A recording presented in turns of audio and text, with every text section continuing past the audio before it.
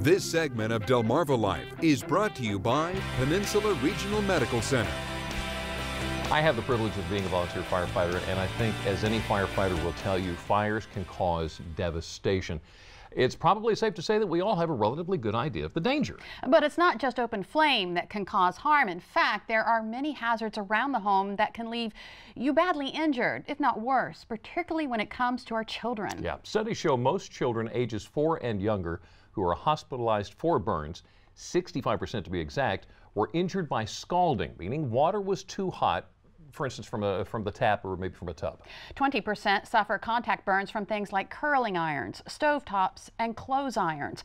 The rest of the injuries to those children are filed under the other category, meaning they were burned by an open flame source. Well, that's the nightmare the next family we want to introduce you to lived through. In just the blink of an eye, their family bonfire turned to tragedy. And now they're sharing their story in hopes that others won't make the same mistake. Just a warning, some of the images you're about to see might be considered a bit graphic. Her parents say 4-year-old Leah Unger steals the show, and it doesn't take long to see why. Leah recently took a few seconds to show her burns. My hand fell in the fire.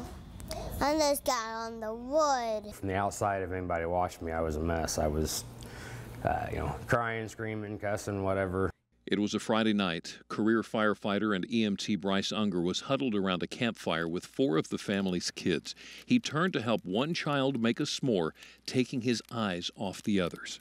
In that blink of an eye, turned everything into a nightmare. I heard a scream, and I looked up, and Leah was face down on top of our campfire, and the folding lawn chair was on top of her. Leah was badly burned on her neck and arms as she tried to push herself out of the flames. I screamed a lot when I fell in the fire. She was airlifted to a hospital for children where she was treated in the burn unit for a month. It's really hard to explain because you have blisters, you have skin at different colors. Leah has already had 2 surgeries and faces even more painful procedures as she recovers. But somehow, she's still seeing the positives. I can still move my fingers. The Unger family wants their tragedy to be a safety lesson for others, warning everyone to stay alert and never turn your back while children are near a bonfire. Keep an eye on everyone and everything around you. Because you don't know what could happen. You really don't. 30 seconds. Wow. Breaks your heart, doesn't it? It does. Well, the family is working on raising funds to add fire safety into the curriculum at schools to try to prevent this from happening to others. And what if it happened to you? And it doesn't have to be a bonfire, as we already touched on. There are plenty of hazards around the home. So joining us today to tell us more about them is Dr. Mike Murphy, who specializes in emergency medicine at Peninsula Regional Medical Center. Thank you so much for joining us, Dr. Murphy. My pleasure. So, as we can see, blink of an eye, it doesn't take long for some serious damage to occur. Yeah, we talked about it. At 140 degrees, or if you're talking specifics, you can have a 2nd-degree burn in 3 seconds. Wow.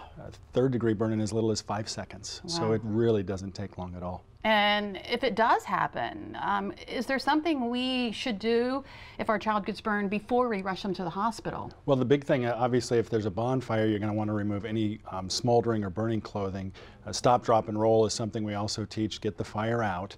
If it's a steam burn or a contact burn from a hot liquid, you want to get them away from that. Ice is not something actually you want to apply to a burn. That can actually make the burn worse. You want to use cool or tepid water, either from the tap or from a hose. You can put that on there, just run the burn under the water, or you can immerse the burn under the water.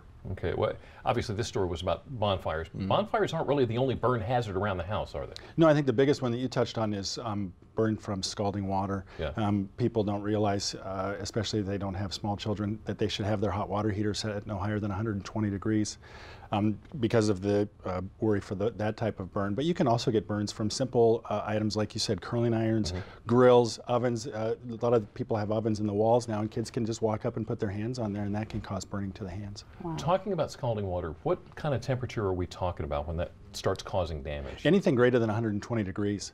You should really set your hot water heater at no higher than 120. Right. Because as we said, at 140 degrees, within 3 seconds, you can have a second-degree burn. Wow. And hot food can be dangerous as well. Absolutely.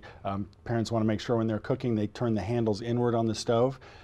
If you're with a small child, you don't want to carry anything that's too hot with them. I had a patient just a few months ago. The mother had just a cup of hot tea. The child reached and pulled the tea, and it spilled on them, and they got a burn. Okay, so let's say that our child has gotten a burn. How do we know when it's bad enough that we should go in and get treatment? Sure.